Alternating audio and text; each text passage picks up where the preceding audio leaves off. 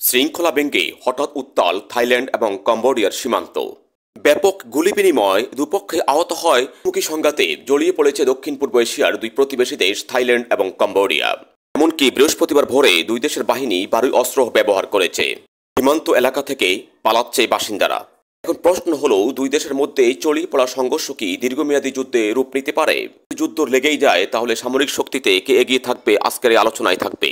International institute for স্ট্র্যাটেজির উদ্ধৃতি দিয়ে Reuters জানায়, দুই দেশ দীর্ঘমেয়াদী যুদ্ধ চালিয়ে যেতে সক্ষম।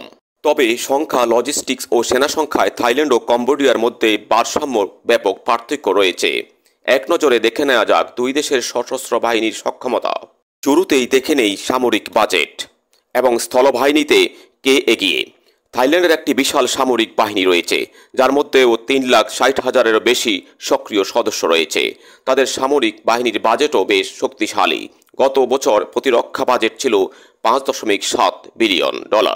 দেশটির কাছে 400 যুদ্ধ ট্যাঙ্ক, 1,200-টিরও বেশি কর্মীবাহক সাঁজোয়া যান এবং প্রায় 2,600টি কামান রয়েছে। থাই সেনাবাহিনীর নিজস্ব বিমান বহর রয়েছে, যার মধ্যে যাত্রীবাহী বিমান, হেলিকপ্টার এবং মনুষ্যবিহীন বিমান রয়েছে। অন্যদিকে গত বছর 2024 সালে কম্বোডিয়ার প্রতিরক্ষা বাজেট ছিল $1.3 বিলিয়ন। তাদের কমপক্ষে 1,24,300 সক্রিয় সামরিক সদস্য রয়েছে।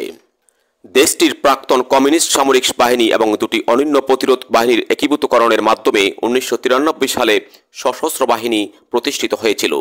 বাহিনীগুলোর মধ্যে কম্বোডিয়ান সেনাবাহিনী সবচেয়ে বড় এবং বিশাল। তাদের সেনা সংখ্যা প্রায় 75,000। কম্বোডিয়ার আর্টিলারি বহরে আছে 200-টিরও বেশি যুদ্ধ ট্যাঙ্ক এবং প্রায় 480টি কামান। অপরদিকে থাইল্যান্ডকে দক্ষিণ পূর্ব এশিয়ার সেরা সজ্জিত এবং প্রশিক্ষিত বিমান বাহিনী হিসেবে মনে করা হয়।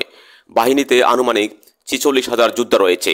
থাই বিমান বাহিনীর কাছে 28টি F-16 এবং 11টি সুইডিশ প্রিপেন যুদ্ধবিমান সহ 112টি যুদ্ধবিমান রয়েছে এবং কয়েক ডজন হেলিকপ্টার রয়েছে।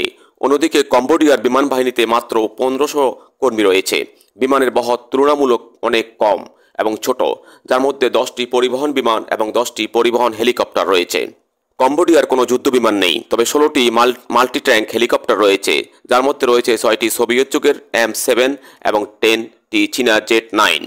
থাইল্যান্ডের নৌবাহিনীতে প্রায় 70,000 সদস্য রয়েছে, যার মধ্যে রয়েছে নৌবিমান, মেরিন উপকূলীয় প্রতিরক্ষা এবং কনক্রিপ্ট এর বহরের একটি বিমানবাহী রণতরী, 7টি ফ্রিগেট এবং 68টি টহল ও উপকূলীয় যুদ্ধজাহাজ।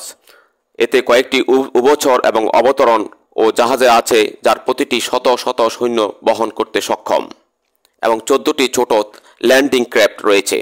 থাইল্যান্ডের নৌবিমান বিভাগের নিজস্ব বিমানবহর রয়েছে, যার মধ্যে হেলিকপ্টার এবং UAV রয়েছে।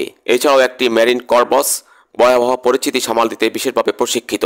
ইউনিটির সদস্য 23,000, যাদের সমর্থনে কয়েক ডজন সশস্ত্র যুদ্ধযান রয়েছে। অন্যদিকে কম্বোডিয়ান নৌবাহিনীতে আনুমানিক 2,800 সদস্য রয়েছে। এর মধ্যে 1,500 নৌপদাতিক এবং 13টি টহল ও উপকূলীয় যুদ্ধজাহাজ এবং একটি উভচর ও ল্যান্ডিং ক্র্যাফট রয়েছে।